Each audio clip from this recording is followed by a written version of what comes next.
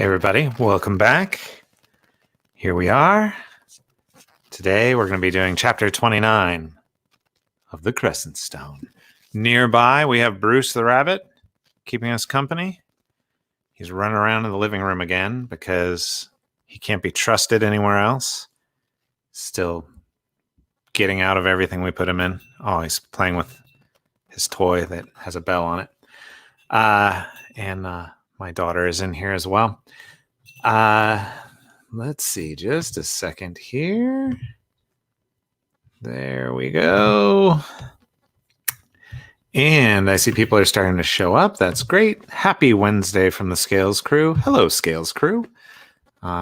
Good to see you.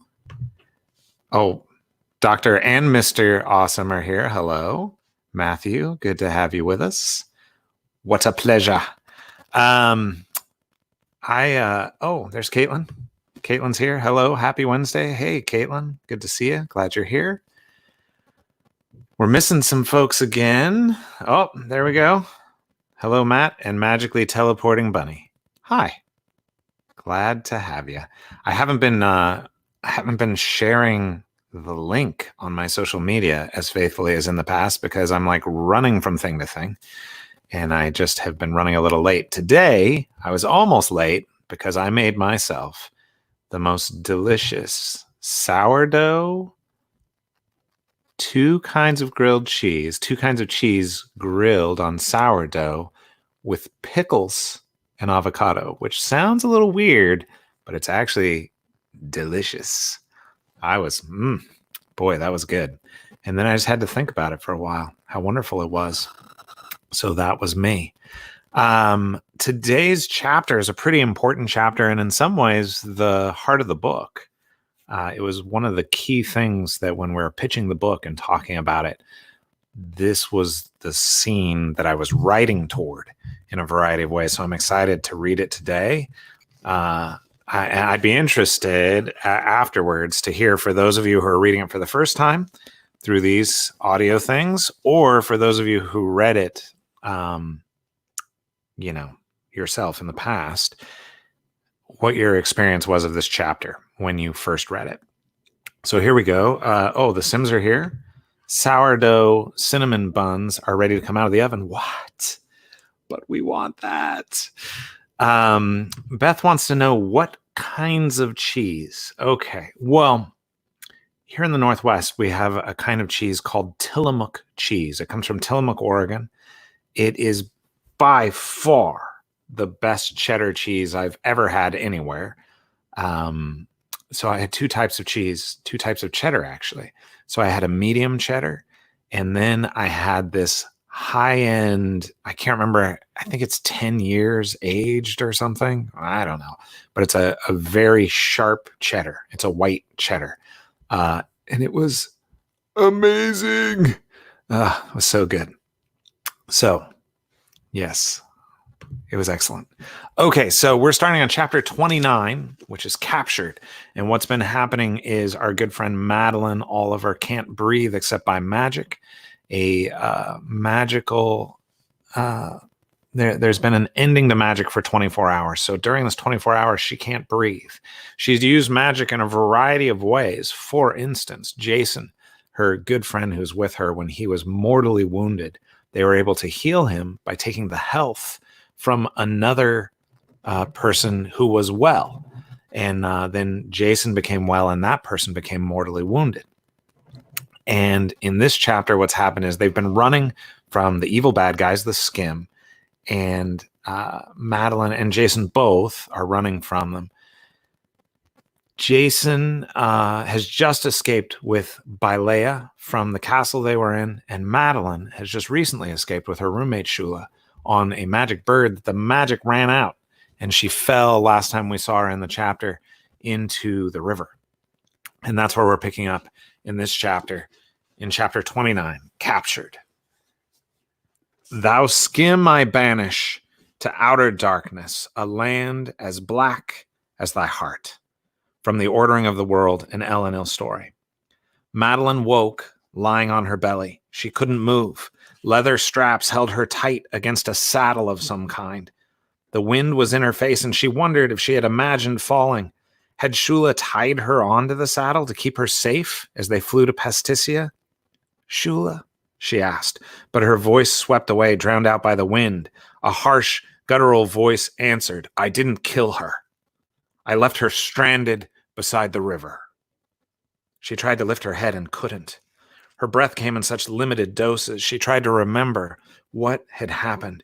She had fallen from their bird, fallen through darkness. The bird must have been making its way down already. She had fallen into water. The voice had mentioned a river. She couldn't breathe. She had a vague memory of someone taking hold of her. She thought hard. Her neck? Yes, her neck ached still where she had been grabbed. They had taken hold of her neck and pulled her from the river, someone with gloves and big hands. She forced her eyes open and managed to lift her head. She was strapped to a giant bird. Its rider's white robe snapped and flowed around him like a flag. The black antelope skull gleamed in the starlight. He turned his head slightly, and the horns of his mask looked sharp, even in this darkness. It will be dawn soon. You will breathe easier then. No. How did you? But she couldn't get enough breath for the question. She coughed. I saw you leave the knight's castle, and I followed. I couldn't see you in the darkness, but my owl saw you easily enough. When you fell from your bird, I fished you out of the river. What do you want? The black skull patted a canvas-wrapped parcel strapped beside him, the sword of years. You are needed in the wasted lands. I don't know which of the other artifacts may have been recovered. Madeline's heart sank. If they'd captured her when she had escaped the city, what were the chances the others had made it out at all? No doubt the Skim had already collected all their artifacts and were returning to their homeland now. The knight was right to worry that the court of far-seeing might fall. She couldn't move her upper arms, but her forearms could still pivot. She studied the saddle, trying to see if there was something she could reach. The black skull was too far away. The sword of years couldn't be reached either. There was a small saddle pouch near her left arm. She stretched for it, and with the tips of her fingers, she managed to get it open. The black skull didn't look back at her, didn't seem to notice. Inside, she found a knife. It was smaller than a butcher knife, but big enough to do some damage, sharp, with a wooden handle. She tested it on the leather band around her arms. It was an awkward angle, but the band fell away easily once she got her blade on it. There was another band over her back and shoulders, and one over her thighs, a fourth on her lower legs. Apparently the black skull believed in strapping in before flight. She couldn't reach the skull, not yet. Then another thought came to her. She could see the edge of the bird's saddle. What if it had a strap? She had seen the black skulls in battle and knew they shrugged off even mortal wounds. A simple gash from a knife would do nothing more than annoy him. If she could cut the saddle loose, though, at least it would slow their progress toward the Skim homeland and give her a chance to escape. The band holding the saddle to the owl was thick. It didn't immediately give way when she found it with her knife. Her breathing came in uneven gasps, slowing her progress. She was sweating profusely and trying to keep an eye on her captor. She was halfway through the strap when he saw her. What are you doing? We'll fall.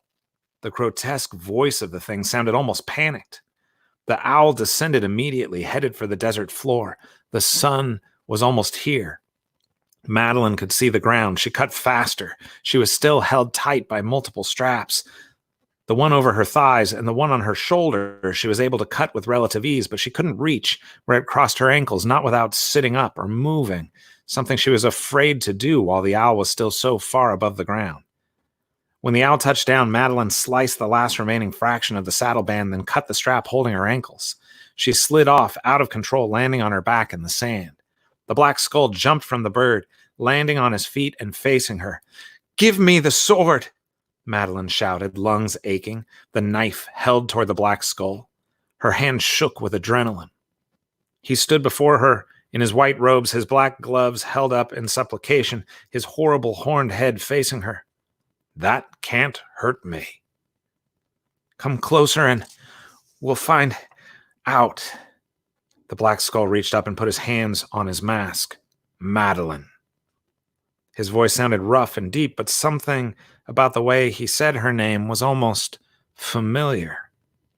The Black Skull pulled off his mask. It came away as a complete whole, more helmet than mask.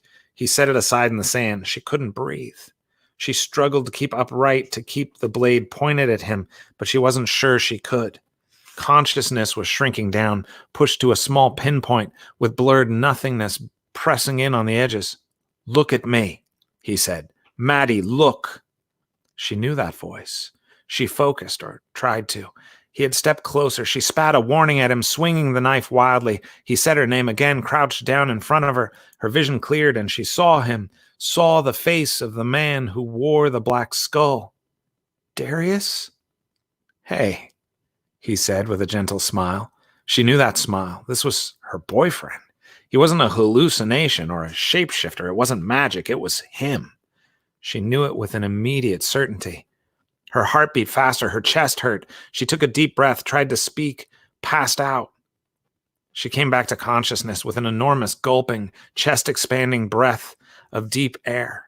Oxygen flooded her body, making her lightheaded and giddy. Her left wrist felt like it had been burned, and the sensation spread like liquid flame up her arm, over her shoulder, down her back, onto the bicep of her right arm. It throbbed a few times, then lessened.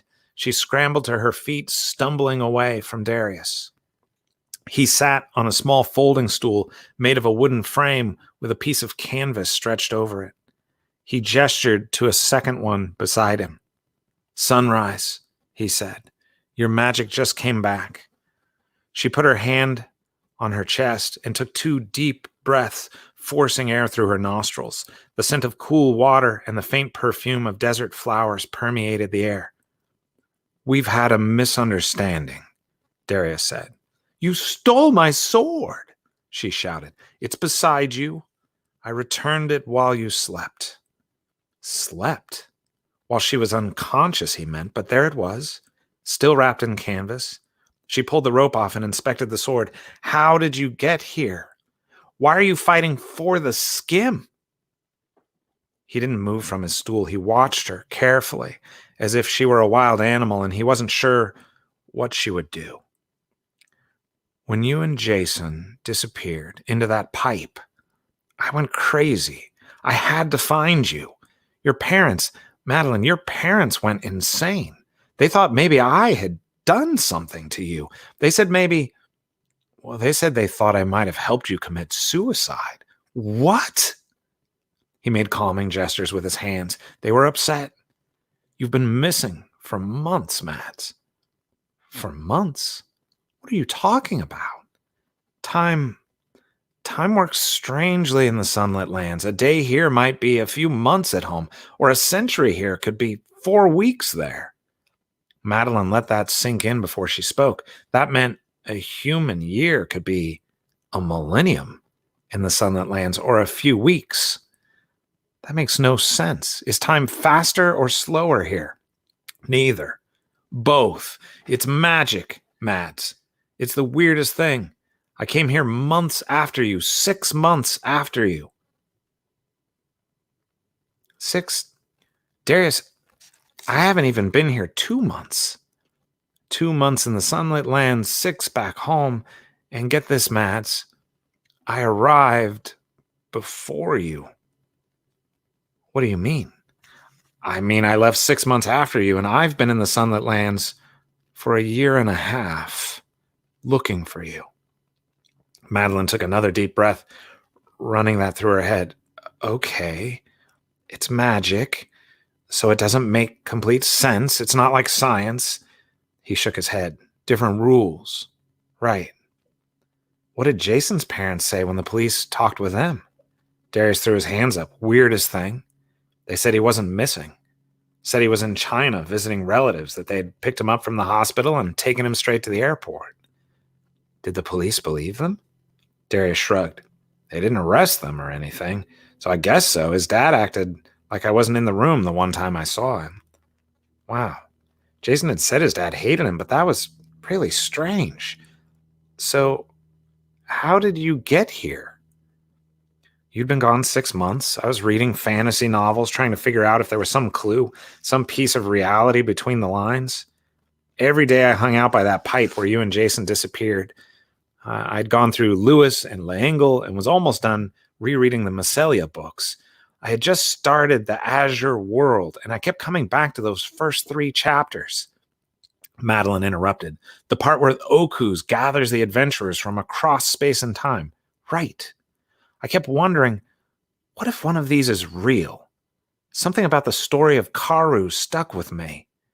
Madeline smiled despite herself. Karu had always been one of Darius's favorite characters in the Macelia books.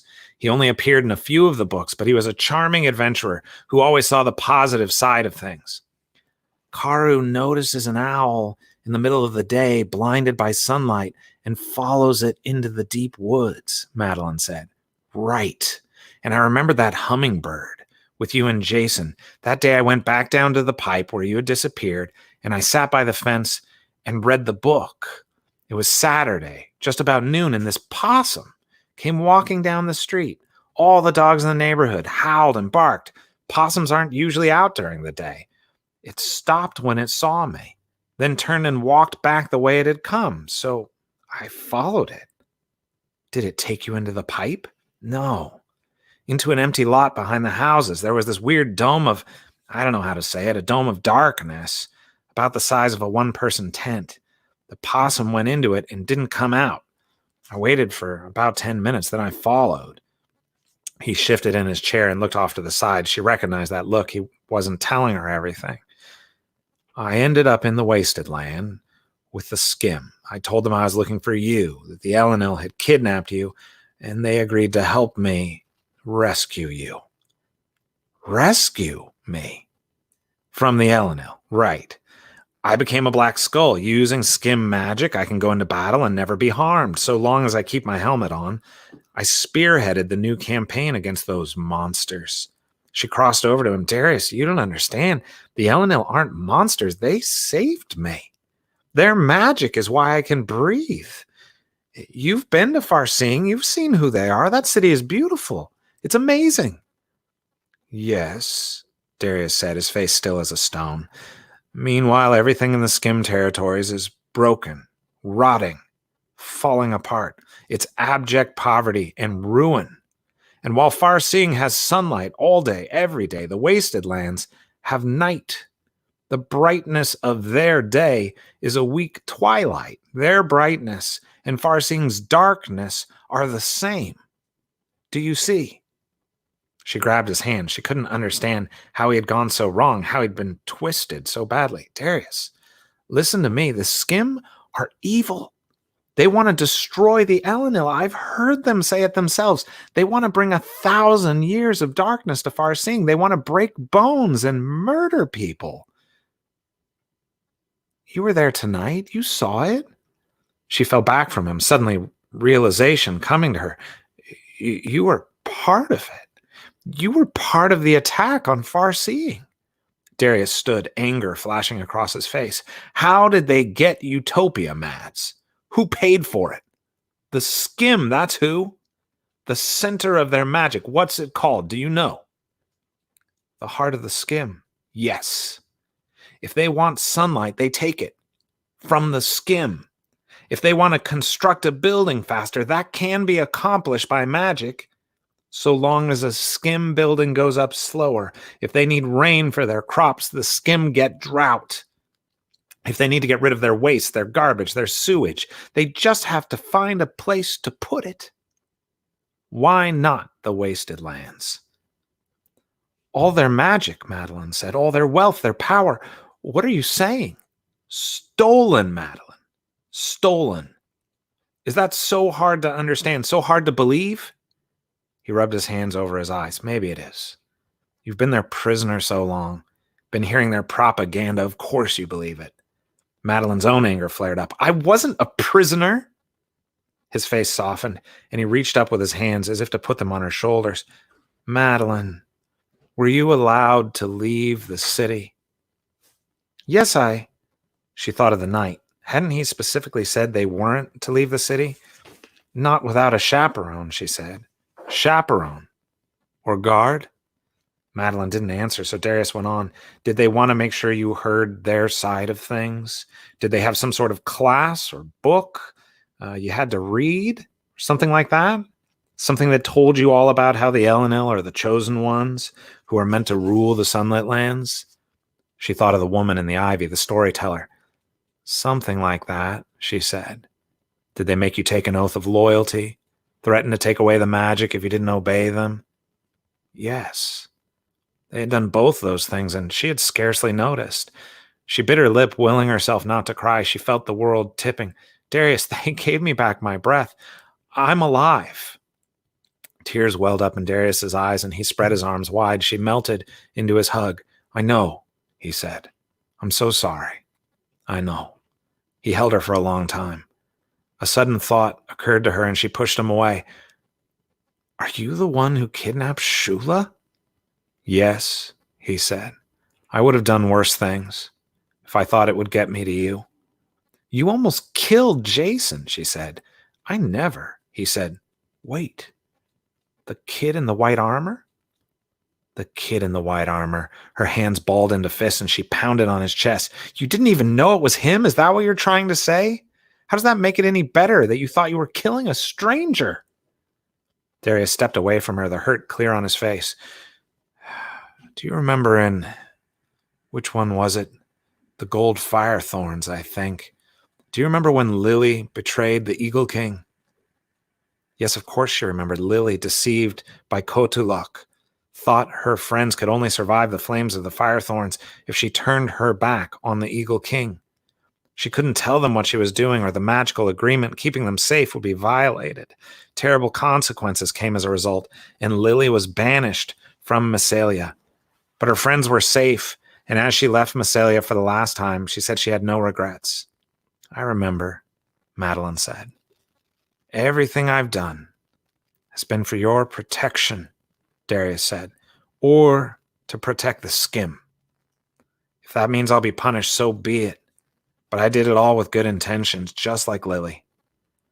She knew that. She knew it before he said it. It didn't make her happy about things, but she knew. He had a good heart. She crossed her arms. Okay. Explain it to me, Darius. Help me understand. He held his hand out to her, but she didn't take it. He nodded, put his hand back at his side.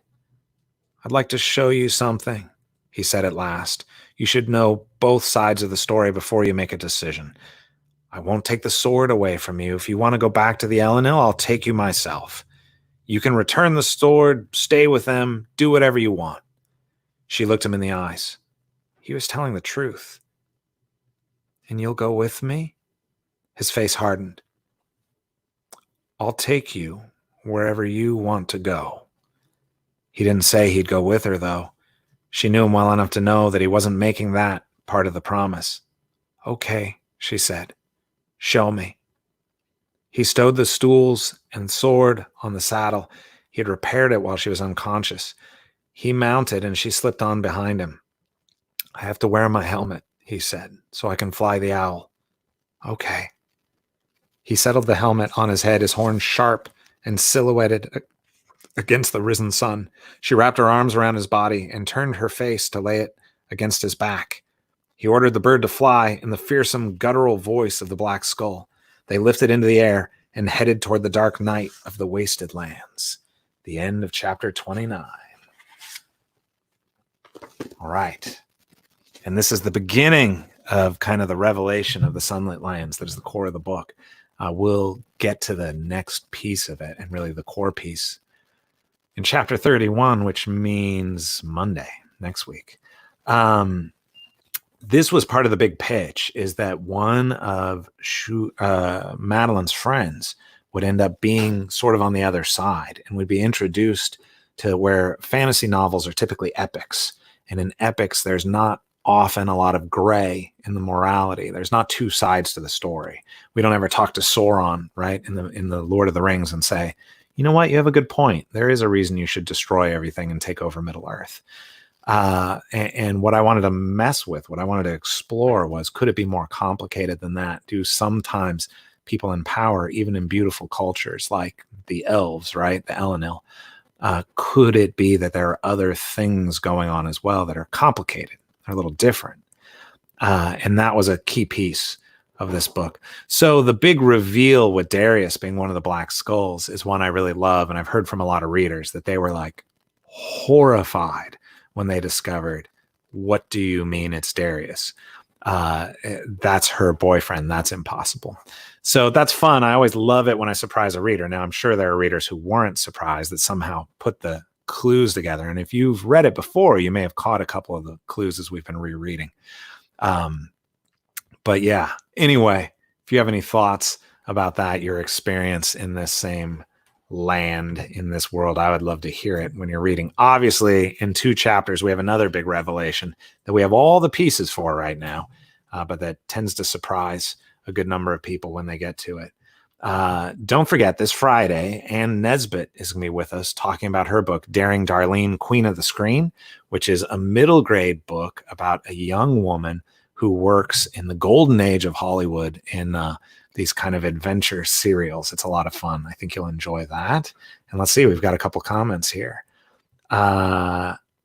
Lily Me says, I was actually super excited when Darius showed up. That's good. And he becomes obviously a really key person going forward in the books. And I cannot wait for you guys to read the 3rd book. There is some stuff in there that I have been setting up that I know for a fact that a lot of you will not see coming, even though I've put the clues in there for you. Caitlin says, I remember the first time I read it, I was shocked and confused at the same time. Whenever I read a plot twist, I make this crazy face and run around my house screaming. I love that. That's wonderful. Lily Me goes on to say, because that instantly said there was way more going on here, which is true, right? We're kind of entering the end piece of the book, the final quarter of the book, and we discover that there are some things going on that we did not expect, and it really changes the trajectory of where the book is going. Dr. Awesome says, I really like that even people on the same side have very different ideas on the right way to solve their problems, especially in Pasticcia, which is true in the 2nd book.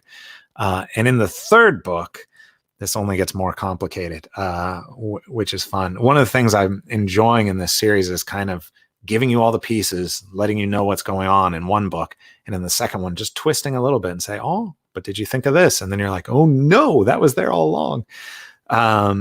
Scales Family says, we thought there was something off, but didn't expect Darius here.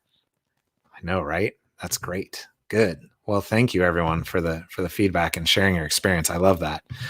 Tyndale.com is taking orders and still shipping stuff out from the warehouse. So be sure to check that out if you're looking for a new book, whether it's the Crescent Stone, the Heartwood Crown, or something else. You can, of course, get both of the Sunlit Land books narrated by Natasha Sudek at oasisaudio.com.